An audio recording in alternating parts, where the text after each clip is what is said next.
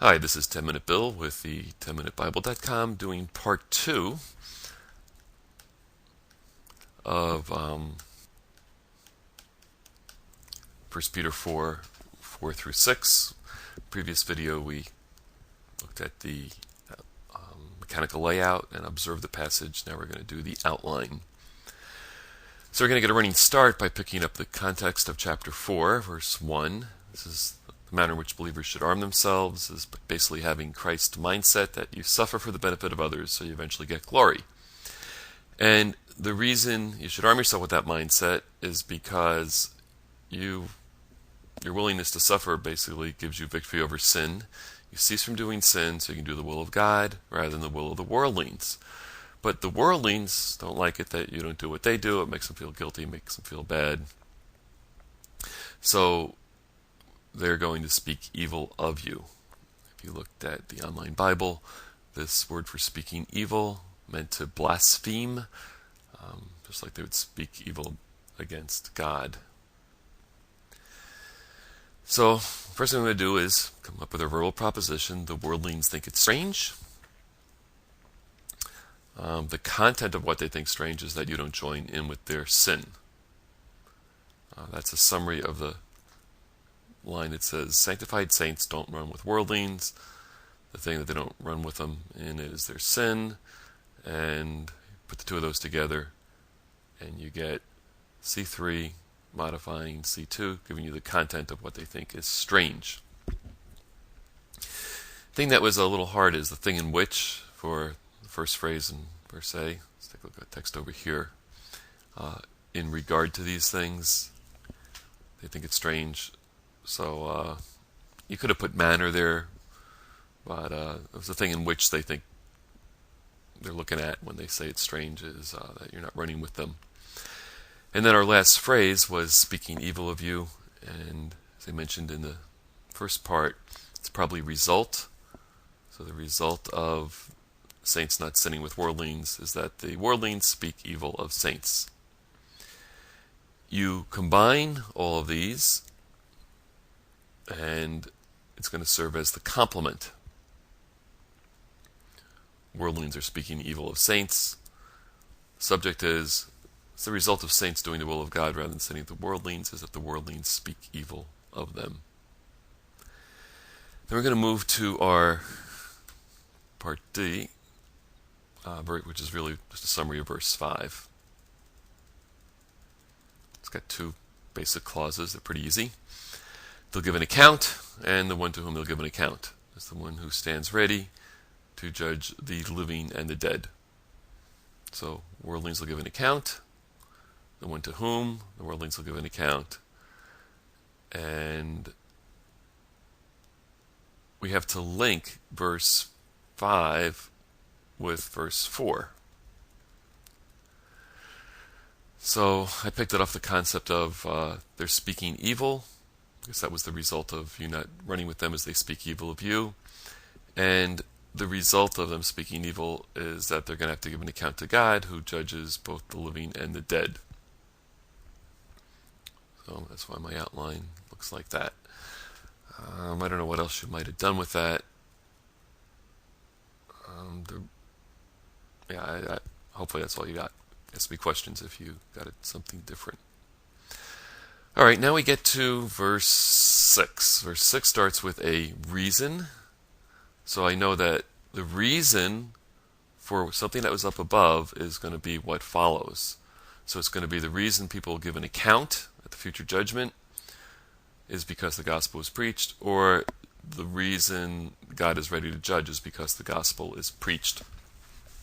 You could go either way, and at your study you're probably going to have had a discussion on that. I tend to go with the main verbs as the major flow. So giving an account is the stronger verbs up here on verse 5. Let's get up here. Give an account is the main verbal idea here. The one to whom they give an account is subordinate. But someone, I'm sure, might have made an account, made a case for why it could be the second one.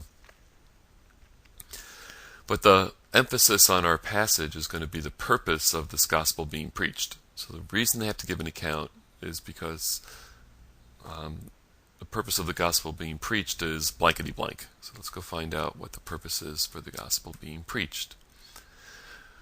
First, we hear that the gospel was preached. So down here is verbal proposition. Gospel was preached. That was pretty easy. And then the purpose of the gospel being preached is really easy too. And plus the subjunctive, it tells that they might have been judged. I put it in the past tense because it's an aorist, and it's in contrast to the present subjunctive, live. So on the one hand, as I mentioned in the observation phase, they might have been judged. On the other hand, they might live. So let's pick up the pieces. The gospel is preached also. So I put that as a separate outline point because it's important to understand that there's gospel being preached at different audiences.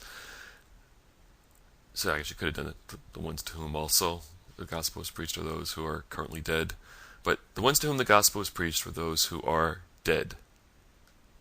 Those who are dead. Boom. They are presently dead.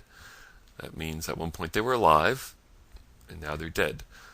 So the gospel was preached to them, presumably when they were alive, and now they're dead. Why are they dead? Why does he mention them being dead? Well, when worldlings are speaking evil of you and you're making them feel bad, they usually tend to kill you. And I think that's the theme that's going on here. Of course, we live in a country where they don't do that so readily. So, gospel was preached. The matter of time was when it was preached was in addition to, that's right, also, those who are currently alive. And the ones to whom it was preached was to those who are now dead. So, I think it was preached to them when they were alive, and now they're dead. Summarize this. The ones to whom the gospel was preached were those who are now dead. Okay. Now I've got the purpose of this gospel being preached. And that's going to start with verse 6 here. 6d. It says somebody might be judged. It's aorist, it's past tense. It's subjunctive. So they might have been judged. The manner or standard by which they were judged is according to men. So men judged them. You don't do what we do, we kill you.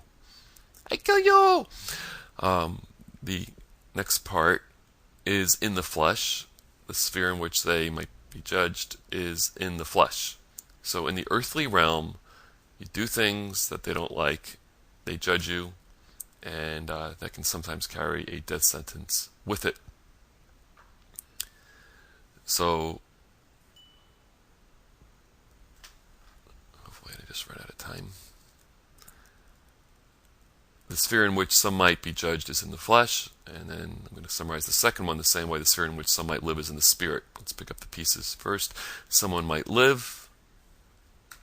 Right up here, for understanding live, you want to go back to the living hope, the living inheritance, live for God, stuff in the past. They might live according to God's standard, and the spot where they're going to do that is in the spirit. You might have put means there. That might have been all right, but I view it as a contrast of spheres. From man's perspective, it's bad. From God's perspective, it's ultimately good. I'm going to combine these two. Get rid of so you can see how it goes.